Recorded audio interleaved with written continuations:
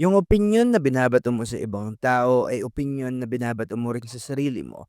At yung opinyon na hinihingi mo sa ibang tao, katulad ng approval at recognition, ay opinyon na kailangan mong ibigay sa sarili mo. Nung nagsisimula pa lang ako gumawa ng value content at mag-post sa social media, napansin ko na dinedebate ko sa utak ko ang mga content creator na may content bukol sa topic na gusto kong pag-usapan. Meron akong unconscious resentment na parang gusto kong sabihin, mali siya, tama ako. Minsan naaabot pa yung debate sa utak ko habang naliligo ako kasi I was replaying arguments in my head unconsciously. Ngayong tuloy-tuloy na ako sa pagpo-post ng content, na-realize ko na kaya pala 2 taon akong hindi makapagsimula ay dahil natatakot ako sa opinyon na ako rin mismo ang nagbabato sa iba.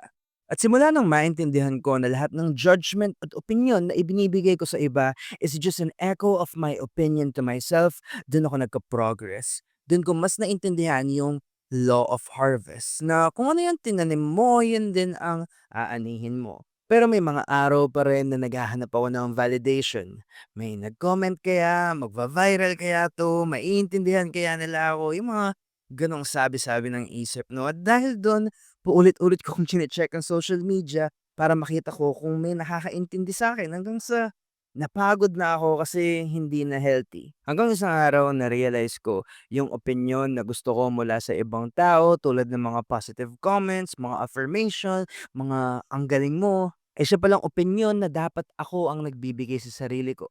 Dahil sabi ni Neville Goddard, your opinion of yourself is your most important prayer. Hindi mo maitatago kung sino ka sa sarili mo dahil ang paniniwala mo tungkol sa sarili mo or yung self-concept ang bumubuo sa experience mo sa reality na 'to. Kung gusto mong maramdaman na naiintindihan ka ng mundo, kailangan ikaw ang unang makaunawa sa sarili mo. The moment na binago ko yung self-concept ko mula sa tao na nanghihingi ng approval to the person who can give that approval to himself, dun nagsimula ang feeling of freedom. Dahil hindi ko na kailangan makipag-debate sa utak ko ngayon. Hindi ko na kailangan hintayin kung may magko-comment bago ko masabing valuable ako. Kasi ngayon, ako na yung nagbibigay ng validation na yun sa sarili ko.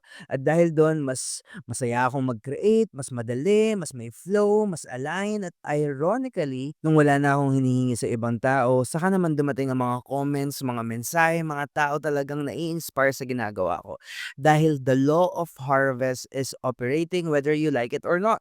Kaya tandaan, ang opinyon na binabato mo sa ibang tao ay opinyon na binabato mo rin sa sarili mo.